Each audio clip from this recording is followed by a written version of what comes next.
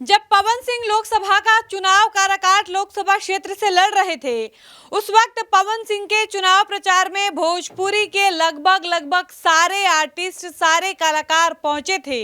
लेकिन सबकी नजर जिसको ढूंढ रही थी वो थी डिंपल सिंह। देखिए, खेसारी लाल यादव को पवन सिंह का सबसे बड़ा कॉम्पिटिटर माना जाता है और खेसारी लाल यादव और पवन सिंह को लेकर कहा जाता है कि इन दोनों में जिस तरीके का विवाद देखने को मिलता है, शायद ही ऐसा विवाद किसी इंडस्ट्री में देखने को मिले। लेकिन जब पवन सिंह की चुनाव लड़ने की बारी आती है, जब पवन सिंह को खेसारी की जरूरत महसूस होती है, उस वक्त खेसारी लाल यादव सारी दुश्मनी, सारा विवाद, सारा मनमुटाव, सारा मतभेद, सारा मनभेद सब कुछ भूलकर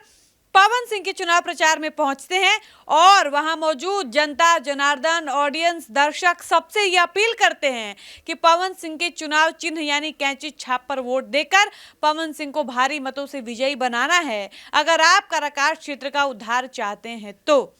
इसके अलावा अरविंद अकेला कल्लू, आस्था सिंह, अनुपमा यादव, मतलब भोजपुरी में जितने भी आर्टिस्ट हैं जिनको आप जानते हैं, कुछ लोगों को छोड़ दिया जाए तो, और कुछ ऐसे लोग जो बीजेपी से जुड़े हुए हैं जैसे मनोज तिवारी, रवि किशन, निरहुआ, इसके अलावा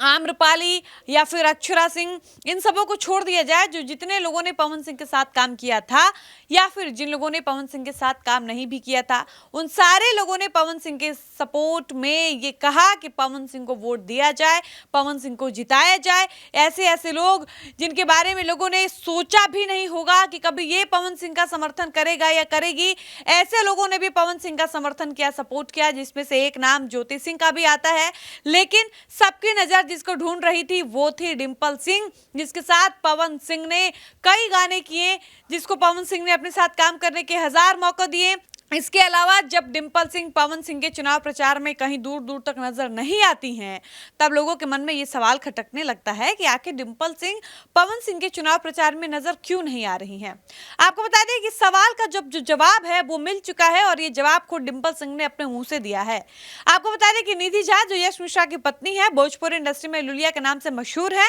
हालांकि अब वो भोजपुरी इंडस्ट्री में उस तरीके से एक्टिव नहीं है, लेकिन जब उनसे निधि झा ये सवाल पूछती हैं डिंपल सिंह से कि पवन सिंह के चुनाव प्रचार के दौरान सभी लोग नजर आते हैं, आप नजर क्यों नहीं आती हैं? आप पवन सिंह के साथ इतना काम की हैं, इतने गाने की हैं, बावजूद इसके आप कहीं इर्द गिर्द नजर नहीं आती हैं, ऐसा क्यों? तब डिंपल सिंह ने इस सवाल के जवाब में बताया कि ऐसा नहीं था कि मुझे कोई दिक्कत थी, परेशानी थी या मैं जाना नहीं चाहती थी। दिक्कत ये थी कि मुझे पवन सिंह की तरफ से बुलाया ही नहीं गया था। डिंपल सिंह ने कहा कि सबको फोन मैसेज कर करके ये कहा गया था, बाकायदा जगह बताई गई थी कि इस जगह पर, इस क्षेत्र में आपको जाना है, इस क्षेत्र में आपको जाना है, लेकिन मुझे पवन सिंह की टीम या पवन सिंह की तरफ से कोई फोन मैसेज कॉल कुछ भी नहीं आया था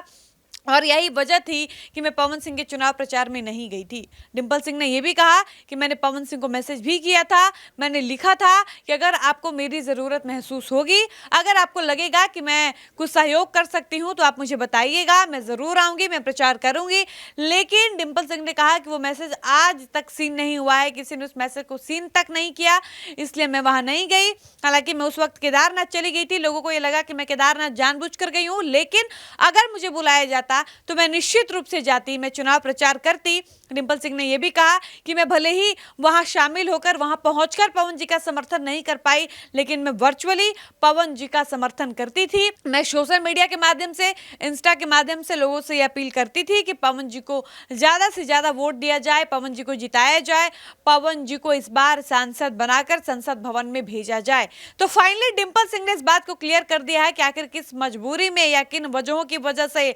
डिंपल सिंह पवन सिंह के चुनाव प्रचार में काराकाट क्षेत्र में नहीं आई थी। बाकी आपको क्या लगता है, आप अपनी राय जरूर बताइएगा। फिलहाल इस वीडियो को समाप्त करते हैं, मिलते हैं नए वीडियो में। आप देख रहे थे सच टॉक्स, मैं थी आपके साथ डॉली पांडे। धन्यवाद।